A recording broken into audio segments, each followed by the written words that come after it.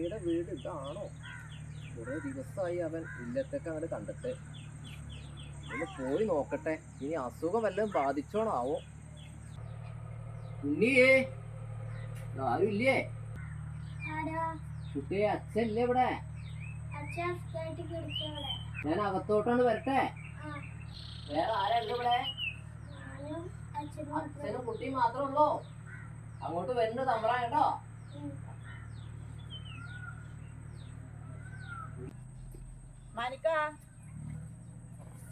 എന്താ കാലിന് ചെരുപ്പൊന്നും ഇടാതെ അല്ല കല്ലും മുള്ളൊക്കെ കിട്ടില്ലേ? ആളെ കായ് വേണ്ടേ?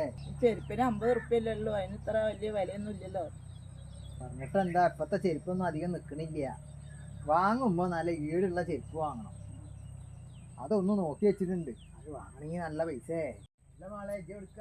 ഞാൻ കുടുംബശ്രീക്ക് പോവാണ്. അതെ, ഞാനും വരാ കൂടെ. എന്താ മാനക്കാ നോക്കിക്കൊണ്ടിരിക്കണേ? ഞാൻ കണ്ടച്ച അതേപോലെയുള്ള ചെരുപ്പ്.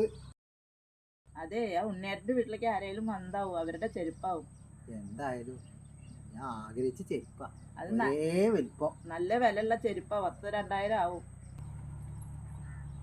അല്ല മാനക്കാ, നിങ്ങളെന്താ നിക്കണേ? പോയില്ലേ? ആ ചെരുപ്പ് ഞാൻ അതേപോലെ ഉണ്ടേ. അല്ല മാനക്കാ, നിങ്ങക്ക് ആ ചെരുപ്പ് വേണോ?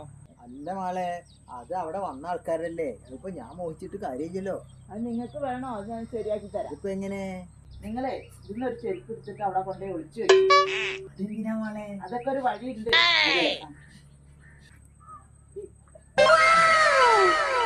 നിങ്ങളോട് വരും, നമുക്ക് അവിടെ നിന്ന് മാറിക്കാം.